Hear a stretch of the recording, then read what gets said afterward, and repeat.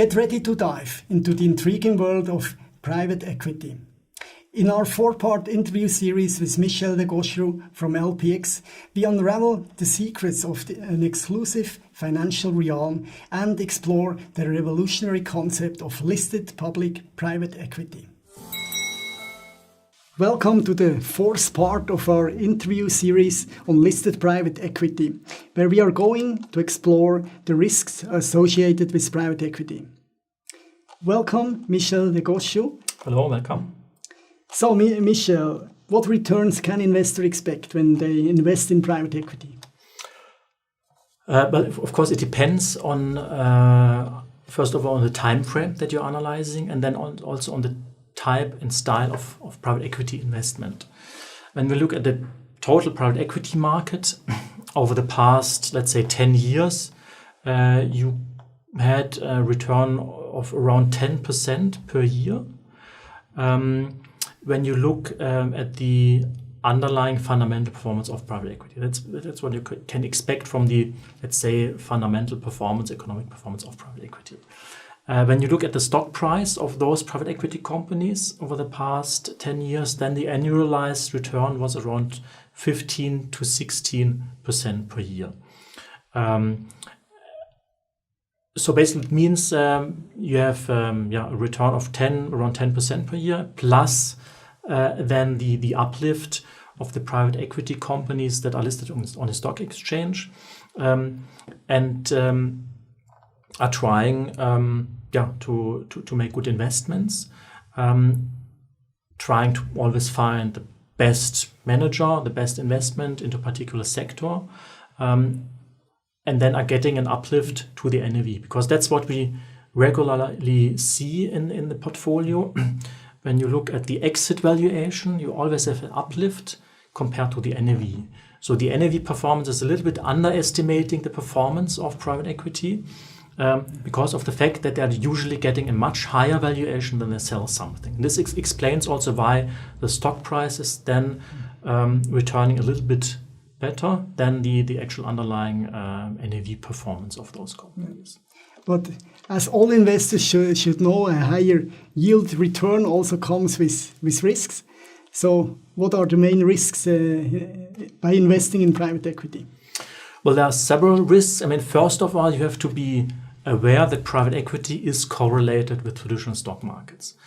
I still hear the argument that private equity is uncorrelated, but this is mainly due to missing data. But when you look at the underlying business model, it doesn't make sense that it should be uncorrelated. Of course, it is correlated, because when the stock price in general goes up, then it's easier to have an IPO, then the valuation multiples are higher. It's much more easier to get a deal done when everybody is investing into risky assets, and this includes private equity.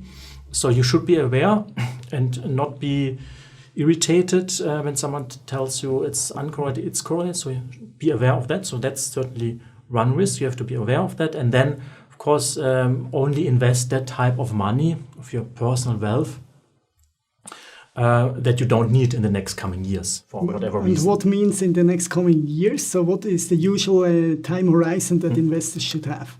Well, I'll always say at least 5 years. When you invest in private equity, at least 5 years. The advantage with listed private equity is that you can sell it at any time. Whenever you want, you can sell it.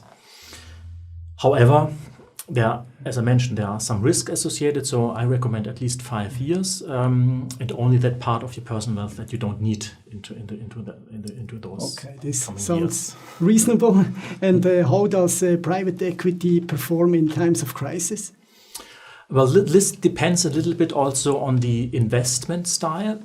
So as I mentioned at the beginning, you have to differentiate between various investment styles. First of all, between venture capital and buyout. Buyout is a little bit more stable because the investments are done in mature companies that already have a proven business model, where the private equity company buys the majority of that company. Whereas venture capital are startups, new companies where, of course, by nature of business, there are more risks associated to venture capital. So this is a little bit or is something that investors should be aware of. And then the second very important point is the type of leverage or the degree of leverage. Makes a huge difference whether a private equity company invests with a high degree of leverage or with a low degree of leverage. And of course, in times of crisis, companies with very high leverage tend to be much more riskier than companies which have cash at hand and can invest into times of crisis, because you usually should invest when valuations are low. Also from the perspective of the private equity manager. But this is, on the one hand side, is a risk. On the other side, it's one of the advantages of private equity, because a private equity manager can profit from both types, from an increasing stock market, because then he can sell over the stock exchange, can expect high returns. On the other side, when stock markets are going down, when we have a recession, then he can make very good investments at low valuations. So the very good private equity managers are able to manage those both cycles. But then an investor should be aware, and when he makes a single investment in a single company, should analyze how do they react in times of crisis and how do they manage times of crisis. And there is usually more leverage applied in buyout or venture capital? To be honest, this depends a little bit. Typically more in the buyout sector, because then you have already a proven business model. You can more easily get leverage also on the company level. On the other side, in venture capital, it's not that easy to get a financing from a bank, for example, to finance a venture capital deal. In the buyout sector, it's much more likely. So I would not say buyout or venture is more levered or not. It really then depends on the actual deal. So even with leverage, a deal can be very successful and very attractive as compared with no leverage. It really depends on the actual deal level. But typically in buyout, it's much easier to get a financing compared to venture capital. And what are the current trends in the market? Well, until last year or beginning of last year, we saw a huge trend in venture capital, in IT, in software. We saw very strong growth there. This has decreased a little bit over the past 12 months, to be honest.